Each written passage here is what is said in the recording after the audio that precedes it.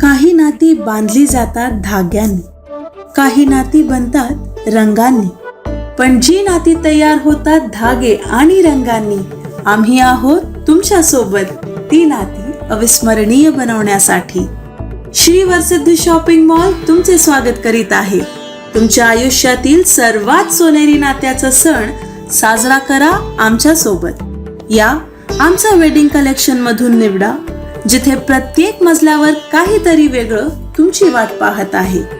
महिलांसाठी wedding saris, ethnic wear, lehenga आणि ladies wear, churidar, kurtis, western wear. पुरुषांसाठी सूटिंग, शर्टिंग, एथनिक वेअर आणि फॉर्मल वेअर, कॅज्युअल वेअर. बालकांसाठी वेडिंग ड्रेसेस, एथनिक वेअर आणि casual wear. तर या श्री वरसिद्धीचे कुटुंब तुमच्या कुटुंबाची वाट पाहत आहे. Shri Varasiddhi shopping mall, Azad garden जवळ, कस्तूरबा रोड, चंद्रपुर. आप देख रहे हैं पार्थशर समाचार, सत्य परमो धर्म. आज पूरे भारत ही नहीं, पूरे विश्व में गजानन जी गणेश का आगमन और उत्सव पूरे हर्षोल्लास से मनाया जा रहा है. इसी बीच महाराष्ट्र के विपक्ष नेता विजय वडेट्टीवार ने भी अपने निवास स्थान पर श्री गणेश की प्रतिमा स्थापित करके उत्सव को पूरे हर्षोल्लास से मनाने का संदेश दिया और उन्होंने श्री गणेश उत्सव पर सभी भारतवासी को शुभकामनाएं भी दी. इस दौरान पत्रकारों के साथ बात करते हुए विपक्ष नेता वडेट्टीवार ने ओबीसी आंदोलन से संबंधित बड़ी बात कही. उन्होंने बताया कि ओबीसी संघ के राष्ट्रीय महासचिव बबन राव तायवाड़े के नेतृत्व में चल रही ओबीसी आरक्षण आंदोलन को जब तक सरकार द्वारा स्पष्ट निर्णय या न्याय नहीं मिल जाता, तब तक यह आंदोलन इसी तरह चलता रहेगा. उन्होंने इस दौरान बोलते हुए सरकार के निर्णय ने विलंब होने पर इस आंदोलन को और बढ़ाने की बात भी कही. तायवाड्यांचं म्हणणं आहे आम्हाला काही सांगितलं नाही आणि शहाणे पाटील यांनी निर्णय घेतला ते बाहेर पडले. कालच्या आंदोलनाला त्यांचं म्हणणं आहे की सरकारचा पुढचा निर्णय जो असेल त्यानंतर आम्ही आमच्या आंदोलनाची खूप दिशा वाटतं का राजकारणी तात्पुरतं आंदोलन थांबवलेलं आहे. ओबीसी कुणबी ओबीसी कृती समितीनं विदर्भ राष्ट्रीय ओबीसी महासंघाचं आंदोलन सुरू राहणार आहे. नाही साहेब, कृती समिती सर्वपक्षीय होती, ती आता स्थगित झालेली आहे आणि बबनरावजी तायवाडे यांच्या नेतृत्वातील राष्ट्रीय ओबीसी महासंघाने हे आंदोलन पुढं सुरू ठेवण्याचा निर्धार केलेला आहे. कारण सर्व पक्षाची लोक कालच्या मोर्चामध्ये होती. सर्वांनी सरकारकडे मागणी केली आणि ओबीसीचे प्रश्न सोडवावेत अशी विनंती केलेली आहे. परंतु पुढच्या 8 दिवसामध्ये 7 दिवसामध्ये बैठक लावण्याचा शासनाने सांगितलं आहे आणि शासनाकडून तो निरोप येईल अशी अपेक्षा आहे. पण तोपर्यंत हे आंदोलन सुरू राहावं असं राष्ट्रीय ओबीसी महासंघाला वाटलं, म्हणून त्यांनी ते आंदोलन सुरू ठेवलेलं आहे. फूट वगैरे पडायचा विषय नाही. ज्याला इमाने इतबारे वाटतं, ज्याला पक्षाची झूल आहे आणि पक्षाच्या स्वार्थासाठी तो येतो आहे, तो बेईमान आहे, तो नालायक आहे.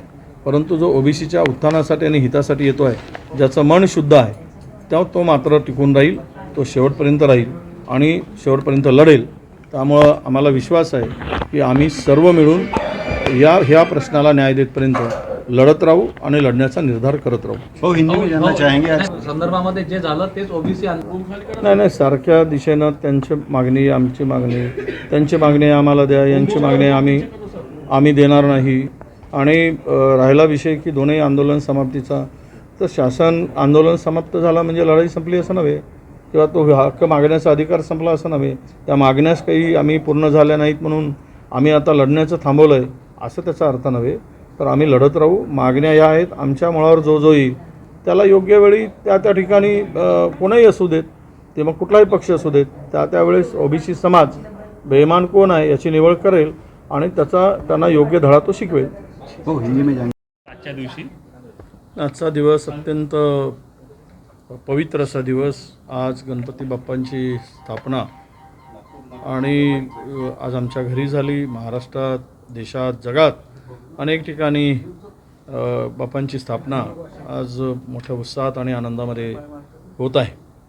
आणि गणपती चरणी प्रार्थना करताना आपण या बुद्धीच्या देवतेला, समृद्धीच्या देवाला आणि सद्बुद्धी देणाऱ्या देवाला आपलं एवढंच मागणं असतं की आम्हा सर्वांना सुखी, आनंदी आणि माझ्या सर्व जनतेला भरभराटीचे आणि आनंदाचे दिवस जाऊ देत. विशेष करून ही सद्बुद्धी आम्हा सर्वांना दे की आमच्या महाराष्ट्रावर, देशावर कुठलीही वाईट नजर या देशावर आणि राज्यावर कोणाचीही पडू देऊ नकोस. आणि विशेष रूपानं या राज्यातील शेतकरी अत्यंत संकटात आहे. मराठवाड्यातला शेतकरी प्रचंड संकटात आहे. आत्महत्या शेतकऱ्यांच्या वाढल्या आहेत. आमच्या बापांना माझी एवढीच मागणी आहे की आमच्या सरकारला एवढी सद्बुद्धी दे की या सगळ्या शेतकऱ्याला भरभरून मदत करून आमचा शेतकरी सुखी आणि समृद्ध होईल. त्यांच्या आत्महत्या थांबतील आणि या बळीराजाला आनंदाचे आणि सुखाचे दिवस आले पाहिजेत. हीच मागणी खऱ्या अर्थानं गणपती बाप्पाच्या चरणी आम्ही करतो आहोत. आम्हाला ही सद्बुद्धी दे की हे आताचं असलेलं गढूळ वातावरणातून माणसाला सद्बुद्धी देत असताना की हा उत्साह, हा आनंद गणपती बाप्पाचा जो 10 दिवस चालणार आहे, या आनंदाला, उत्साहाला कुठेही आपण सर्वांनी गालबोट न लागू देता अगदी शांततेनं, कुणाचेही मन न दुखवता, कुणाच्याही भावना न दुखवता आपण सर्वांनी मिळून हा आनंद आणि हा उत्सव बाप्पांचा, ज्याची आतुरतेनं आपण वाट बघत होतो, तो आज विराजमान झाला आहे.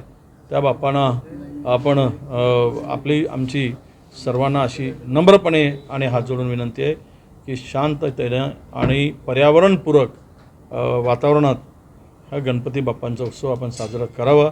बाप्पाच्या चरणी प्रार्थना, बाप्पा सगळ्यांना सद्बुद्धी दे, सर्वांना सुखी ठेव, सर्वांना आनंदी ठेव आणि हातून चांगलं काम, सत्कार्याचं काम, गरिबाच्या उत्थानाचं काम, सर्वसामान्य लोकांच्या वेदना वेचण्याचं काम आमच्या हातून घडू दे, अशीच बाप्पाच्या चरणी आज प्रार्थना केली आहे. भाऊ अलीकडे नागपुर के सुप्रसिद्ध अल जमजम रेस्टोरेंट की शाखा अब चंद्रपुर में भी, होटल अल जमजम गैलेक्सी।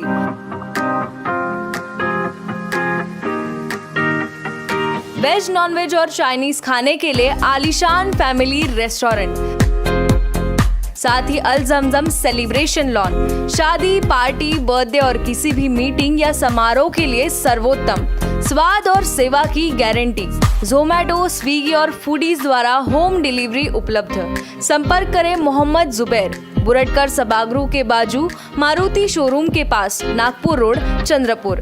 Mobile number 9552227186 9322899635। केंद्र सरकार द्वारा लोकसभा और विधानसभा में महिलाओं को 33% आरक्षण देने के लिए विधेयक लाया गया। इसे लेकर भाजपा कांग्रेस में श्रेय लेने की होड़ मच गई। भाजपा ने इसका श्रेय प्रधानमंत्री नरेंद्र मोदी को दिया तो कांग्रेस इसे अपने शासनकाल के दौरान लोकसभा में पारित करने का दावा कर रही है।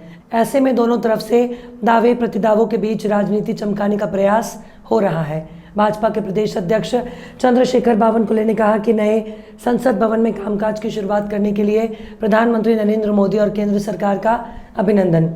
आज का दिन ऐतिहासिक है। 140 करोड़ भारतीयों के लिए नया संसद भवन लोकतंत्र का मंदिर है। महिला आरक्षण बाबत विधेयक लाकर नया इतिहास प्रधानमंत्री नरेंद्र मोदी ने रचा।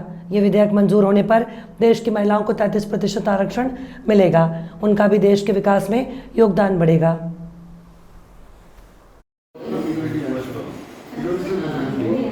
हर्षोल्लास का दिन है, आनंद का दिन है। पूरे विश्व में, भारत में और महाराष्ट्र में गणेशोत्सव धूमधाम से मनाया जा रहा है। आज का दिन ऐसा दिन है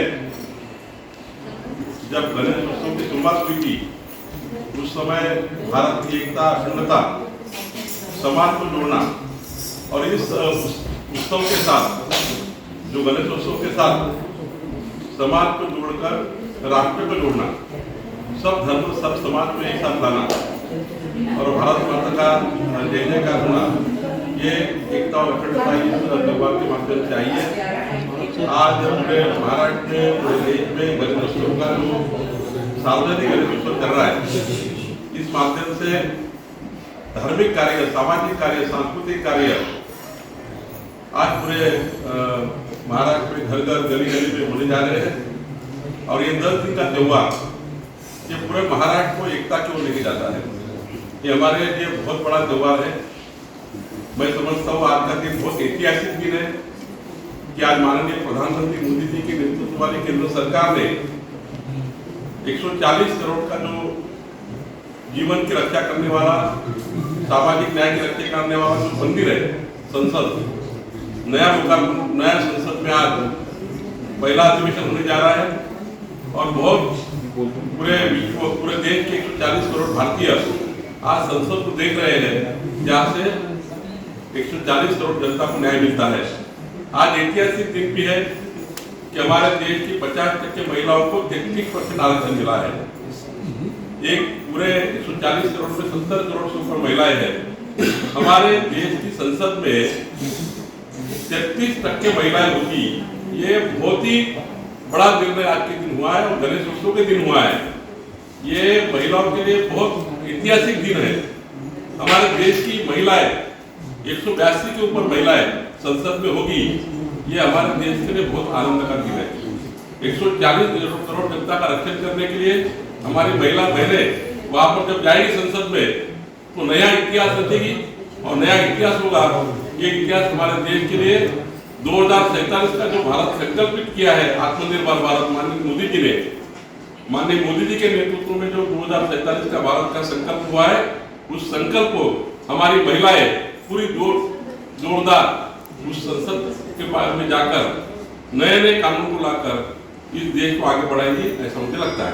सर, ओबीसी मोर्चा झाला, मोर्चा होता, सर्वपक्षीय निवडणुकांमध्ये होते, परंतु आज कृती समिती त्यातून बाहेर पडलेली आहे। तर राष्ट्रीय ओबीसी महासंघ आणि काही ओबीसी नेते ही आंदोलन चालवतात। तसा आज राजकीय बोलण्याचा काही दिवस नाही आहे, पण मी यापूर्वी सांगितलं आहे की ओबीसी समाजाला जे आरक्षण दिलं आहे ते ओबीसी समाजाने जे आंदोलन केलं आहे त्या आंदोलनकर्त्याला माननीय एकनाथजी, देवेंद्रजी, अजित पवारजी यांनी मी सुद्धा सांगितलं आणि सर्वपक्षीय बैठकीत ठरलं सरकारसमोर की कोणतंही मराठा समाजाला आरक्षण देताना जो वेगळा प्रवर्गातून आरक्षण द्यायचा आहे, कोणत्याही परिस्थितीमध्ये ओबीसीच्या आरक्षणाला 0.01% धक्का लागणार नाही, ही भूमिका सर्वपक्षीय बैठकीमध्ये सरकारने घेतली आहे।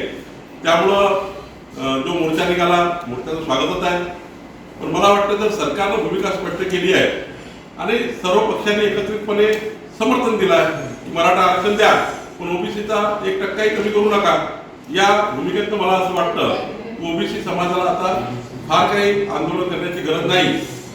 सर्व पक्ष, 13 कोटी जनता, विधिमंडळ आणि मंत्रिमंडळ हे ओबीसी आणि मराठा समाजासोबत आहे, त्यामुळे दोन्ही समाजाने समोर समोर येऊ नये असं मला वाटतं। नाना पटोले आणि विजय वडेट्टीवार यांनी आरोप केलेला की भाजपने आपले नेते घुसून जे आहे ते आंदोलनात फूट पाडली। आमचा काही संबंध नाही आहे फूट पाडण्याचा। Kancha's Fast Food, most famous and best Chinese fast food center of Chandrapur. Best stays, outdoor and indoor sitting arrangements, best services at reasonable rates.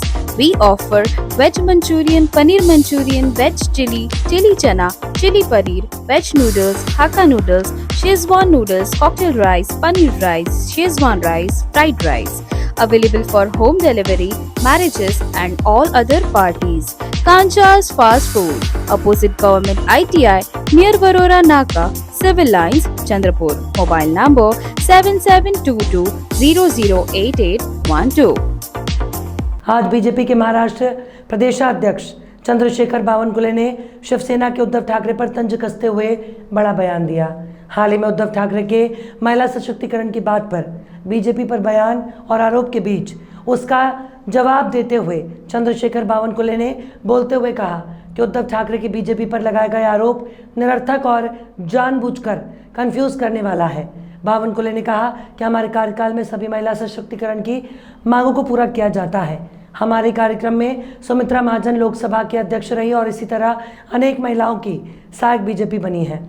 इसी दौरान उद्धव ठाकरे पर तंज कसते हुए उन्होंने सवाल किया कि उद्धव ठाकरे बताए उनके कार्यकाल में किस महिला के सशक्तिकरण में सहायता की गई है। उन्होंने आगे बोलते हुए इसी तरह के अनेक आरोप और सवाल उद्धव ठाकरे महिला सशक्तिकरण के बयान पर कहे। आइए जानते हैं उन्होंने क्या कुछ कहा।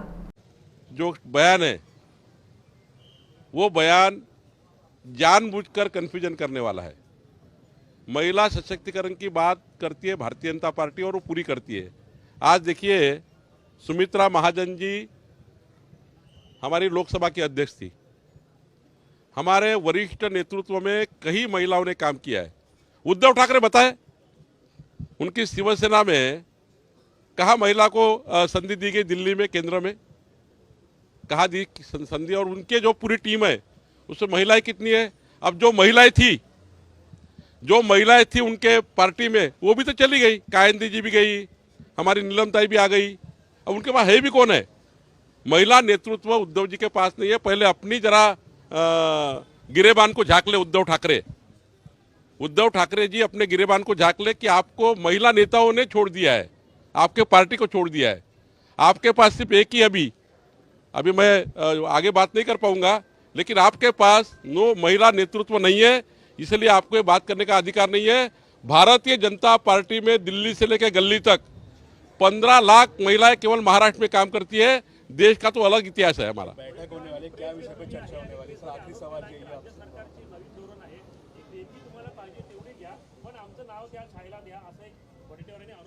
काय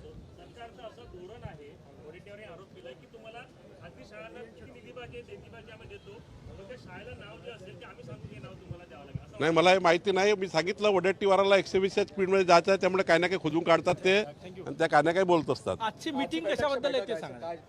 आजची बैठक ही नागपुर जिले के लिए जो 1000 करोड़ रुपए का डीपीसी का फंड माननीय देवेंद्र जी ने दिया है, डिस्ट्रिक्ट डेवलपमेंट के लिए 1000 करोड़ देवेंद्र जी ने पालक मंत्री करके दिए हैं, उसका प्लानिंग हम करेंगे। उसके साथ साथ नागपुर के अनेक विषयों पे ऊपर, ग्रामीण के विषय के ऊपर ये बैठक है। और 3 बजे नागपुर कारपोरेशन में भी बैठक है। मैं नागपुर जिला शहर का विधान परिषद का एमएलए होने के नाते कुछ जो प्रश्न मेरे पास आते हैं उसकी बैठक हर मंडे को मैं लगाता हूँ। एक जो हर सोमवार को जो बैठक होती है उसका ये भाग है। Thank you sir.